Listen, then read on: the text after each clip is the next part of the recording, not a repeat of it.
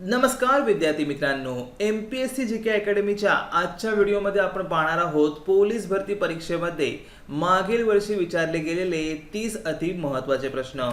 सगळ्यात पहिला प्रश्न आहे की मधुमेह करिता खालीलपैकी कोणती चाचणी करतात। मधुमेह म्हणजे काय? डायबिटीज। तर बघा, डायबिटीज म्हणजे मधुमेह करिता HbA1c, ठीक आहे, लक्षात ठेवा। ऑप्शन डी ही चाचणी केली जाते। म्हणजे HbA1c म्हणजे काय? तर हिमोग्लोबिन A1c, ठीक आहे, रक्तातील साखरेचे प्रमाण जाणून घेण्यासाठी ही चाचणी केली जाते। पुढचा काय प्रश्न बघा, पुणे पोलिसांचा बडी कॉप हा प्रकल्प कोणाकरिता राबविला जातो? बडी कॉप, तर बघा पुणे पोलिसांचा बडी कॉप हा उपक्रम ऑप्शन बी नोकरपेशा महिलांसाठी राबविला जातो। ऑप्शन बी। पुढचा काय प्रश्न बघा, जर दूध लिटर मध्ये मोजले जाते तर मीटर मध्ये काय मोजतात? अतिशय सोपा प्रश्न आहे बघा। दूध जर लिटर मध्ये मोजतात तर मीटर मध्ये काय? गहू तर नाही मोजता येणार, सोने पण नाही, वीज पण नाही, तर काय? कापड। Option C.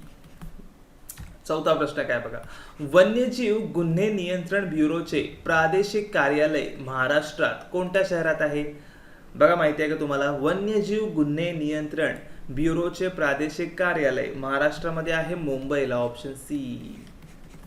पाचवा प्रश्न काय दिलाय बघा, केंद्रीय आरोग्य व कुटुंब कल्याण मंत्रालयाने सुरू केलेले मिशन संपर्क अभियान कोणत्या रोगाशी निगडित आहे? मिशन संपर्क अभियान आहे ऑप्शन सी, एड्स, ठीक आहे, एड्स या रोगाशी निगडित आहे।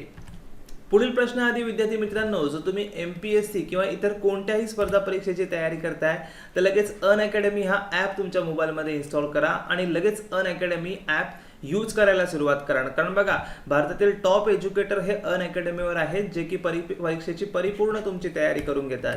बघा, आता लवकरच प्राइस वाढणार आहेत। जे सबस्क्रिप्शन आहेत ना अनअकॅडमीचे, त्यांचे प्राइस वाढणार आहेत 10% जवळजवळ।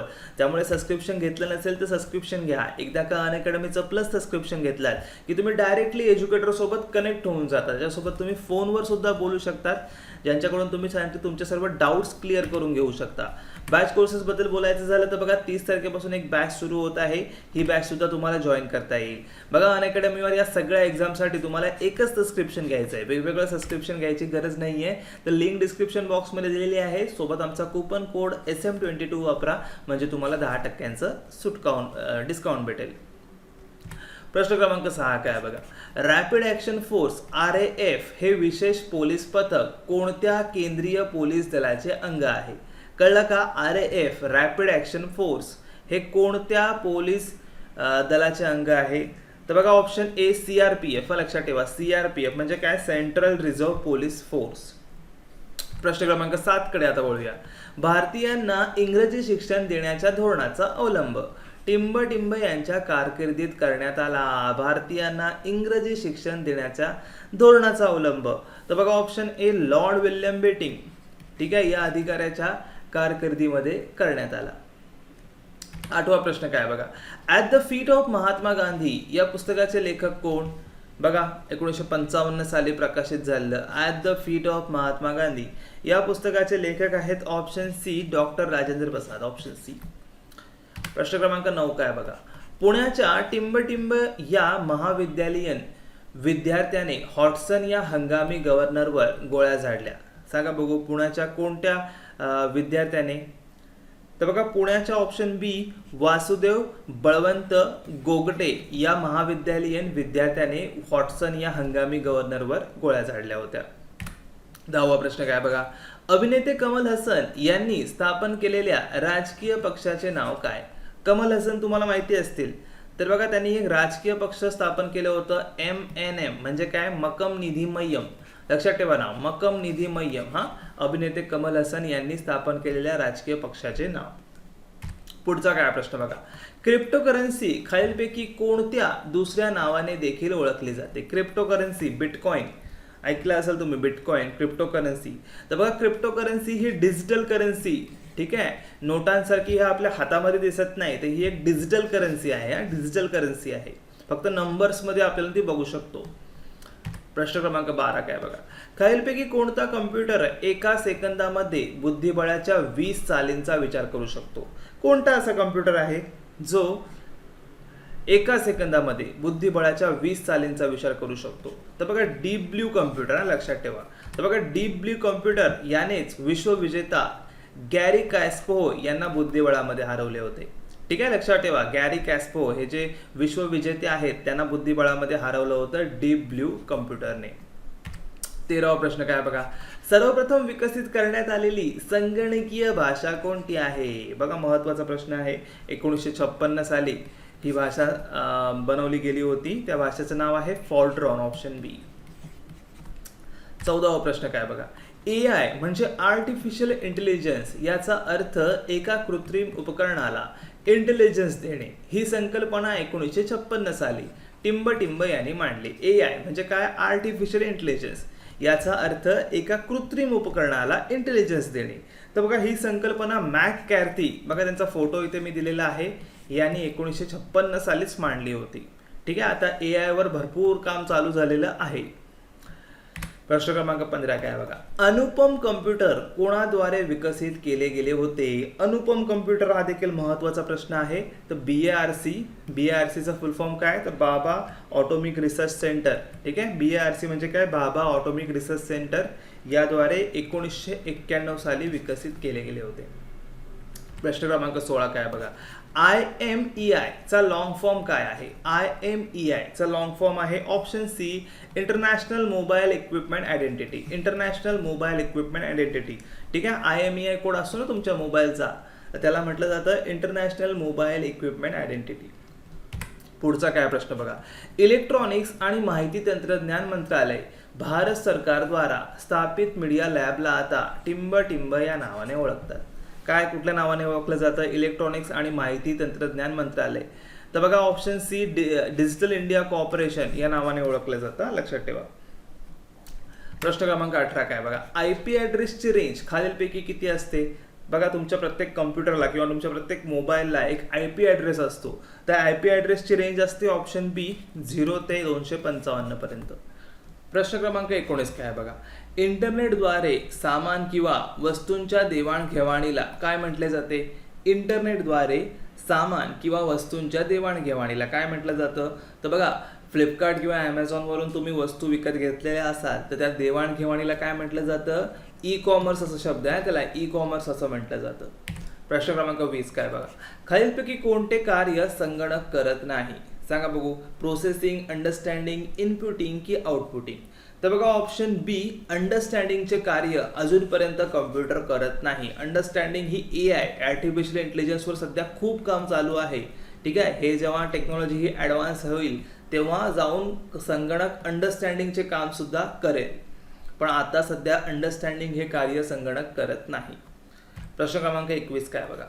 कम्प्युटर हॅकरपासून स्वतःच्या कम्प्युटरला सुरक्षित ठेवण्यासाठी टिंबटिंब इन्स्टॉल केलेले असते. काय इन्स्टॉल केलेले असते? तर बघा ऑप्शन बी प्रत्येकाच्या कम्प्युटरमध्ये फायरवॉल इन्स्टॉल केलेला असतो. फायरवॉल, त्यामुळे फायरवॉल कधी पण ऑनच ठेवायचं, ऑफ करून ठेवायचं नाही. ठीक आहे, कम्प्युटरमध्ये फायरवॉल इन्स्टॉल केलेला असतो. प्रश्न क्रमांक 22 काय बघा. खालीलपैकी WWW तयार करणारा शास्त्रज्ञ कोण होता? WWW. तर बघा WWW तयार करणारा शास्त्रज्ञ म्हटलं की टिम बर्नर्स-ली. ठीक आहे ना, माहिती असेल तुम्हाला. टिम बर्नर्स-ली, फोटो बघू शकता तुम्ही. यांनी WWW म्हणजे वर्ल्ड वाईड वेबची सुरुवात केली होती. प्रश्न क्रमांक 23 काय बघा. महत्वाचा प्रश्न आहे, कदाचित तुम्हाला उत्तर माहित नसेल. युजर नेम आणि पासवर्ड हे बरोबर आहेत की नाही पडताळून पाहण्याच्या प्रक्रियेला काय म्हटलं जातं? बघा कधी पण तुम्ही लॉग इन करता फेसबुकवर किंवा जीमेलवर, तर तिथे तुम्ही युजर नेम आणि पासवर्ड टाकता, तर त्याला पडताळून पाहण्याच्या प्रक्रियेला म्हटलं जातं ऑथेंटिकेशन. ऑप्शन बी उत्तर येईल इथे. ठीक आहे, आयडेंटिफिकेशन नाही किंवा लॉग इन किंवा ॲक्सेसिबिलिटी नाही, तर ऑथेंटिकेशन असं म्हटलं जातं. प्रश्न क्रमांक 24 काय बघा. परम 8000 हा महासंगणक कोणत्या शास्त्रज्ञाने तयार केला आहे? परम 8000. तर बघा परम 8000 हा महासंगणक डॉक्टर विजय भटकर, नाव लक्षात ठेवा, डॉक्टर विजय भटकर. महत्वाचा प्रश्न आहे. परम 8000 हा कम्प्युटर CDAC म्हणजे centre for development of advance computing या संघटनेतील डॉक्टर विजय भटकर या शास्त्रज्ञाने 1991ला हा तयार केला. ऑप्शन बी. 25वा प्रश्न काय बघा. महत्वाचा प्रश्न आहे हा देखील. मालमत्ता नोंदणी संबंधीची संगणक प्रणाली कोणती? महत्वाचा प्रश्न आहे हा. मालमत्ता नोंदणी संबंधीची संगणक प्रणाली आहे सरिता नाव आहे तिचं, ऑप्शन ए सरिता. सरिताचा फुल फॉर्म काय, तर stamp and registration with information technology application. Stamp and registration with information technology application. तर बघा हे एक स्टॅम्प अँड रजिस्ट्रेशन सॉफ्टवेअर आहे जे सीडॅकने महाराष्ट्र गव्हर्नमेंटसाठी बनवले होते. ठीक आहे, मालमत्ता नोंदणी संबंधीची संगणक प्रणाली आहे सरिता. सरिताचा फुल फॉर्म इथे आपण पाहिला. प्रश्न क्रमांक 26 काय बघा, संगणकात वापरण्यात येणारे बायनरी नंबर पद्धतीचे स्वरूप कसे असते. बायनरी नंबर पद्धतीचे स्वरूप कसे असते, तर बघा 0 आणि 1 यांचा समूह असतो. ठीक आहे, 0 आणि 1 या समूहामध्ये कम्प्युटरमध्ये नंबर स्टोअर असतात. म्हणजे बघा जर तुम्हाला 11 नंबर स्टोअर करायचा आहे कम्प्युटरमध्ये तर तो 1011 या फॉर्मॅटमध्ये स्टोअर होणार. 8 करायचा आहे तो 1000 असा तो स्टोअर केला जातो. 27वा प्रश्न काय बघा, खालीलपैकी कोणती ऑपरेटिंग सिस्टम नाही. अँड्रॉइड, ॲपल, विंडोज की लिनक्स. सोपाच प्रश्न आहे. ॲपल ही काही ऑपरेटिंग सिस्टम नाही आहे, ते हे कंपनीचं नाव आहे. ॲपलच्या ऑपरेटिंग सिस्टमचं नाव आहे iOS. ठीक आहे, iOS ऑप्शनमध्ये असता तर आपण दुसरं उत्तर दिलं असतं काहीतरी, पण ॲपल हे एक कंपनीचे नाव आहे, ऑपरेटिंग सिस्टमचं नाव नाही. प्रश्न क्रमांक 28 काय बघा, MS ऑफिसमध्ये खालीलपैकी कोणता प्रोग्राम समाविष्ट नाही. MS ऑफिस तुम्ही सगळ्यांनी वापरला असाल. MS ऑफिसमध्ये MS word, MS PowerPoint, MS Excel आहेत, पण अँड्रॉइड आहे का. अँड्रॉइड एक ऑपरेटिंग सिस्टम आहे. ठीक आहे, ऑप्शन ए ते उत्तर आहे. ठीक आहे, अँड्रॉइडचा समाविष्ट नाही आहे MS ऑफिसमध्ये. प्रश्न क्रमांक 29 काय बघा, इंटरनेटमध्ये जोडलेल्या संगणकास ॲड्रेस असतो, त्याला काय म्हणतात. तुम्हाला मी सांगितलं होतं व्हिडिओच्या सुरुवातीला, प्रत्येकाच्या कम्प्युटरला किंवा मोबाईलला एक ॲड्रेस असतो, त्याला म्हटलं जातं IP address. Internet protocol, IP address short फॉर्ममध्ये म्हणतात, ज्याचं फुल फॉर्म आहे इंटरनेट प्रोटोकॉल. प्रश्न क्रमांक 30 कडे शेवटचा प्रश्न आहे आता, 30 कडे वळूया. माहितीच्या शोधासाठी समर्पित असणाऱ्या वेबसाईटला काय म्हणतात. माहितीच्या शोधासाठी म्हणजे तुम्हाला एखादी गोष्ट शोधायची असेल तर तुम्ही कुठे जाता, गुगलवर जाता ना, गुगलवर, बरोबर आहे. मग त्या गुगलला काय म्हटलं जातं, सर्च इंजिन म्हटलं जातं. माहितीच्या शोधासाठी समर्पित असणाऱ्या वेबसाईटला सर्च इंजिन असं म्हटलं जातं. गुगल खूप फेमस सर्च इंजिन आहे, नंतर बिंग आहे, नंतर आहे याहू, हे काही सर्च इंजिन आहेत.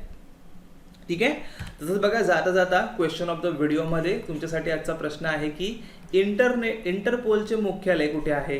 फ्रान्स, अमेरिका, जर्मनी आणि ब्रिटन. बघा 4 ऑप्शन आहेत. उत्तर माहीत असेल तर खाली कमेंट करून नक्की सांगा. चॅनलला अजूनही सबस्क्राईब केलं नसेल तर स्पर्धा परीक्षांची तयारी करण्यासाठी आमच्या चॅनलला सबस्क्राईब करून घ्या. तर चला मग विद्यार्थी मित्रांनो, भेटूया MPSC GK अकॅडमीच्या पुढील व्हिडिओमध्ये. आमचा हा व्हिडिओ बघितल्याबद्दल धन्यवाद.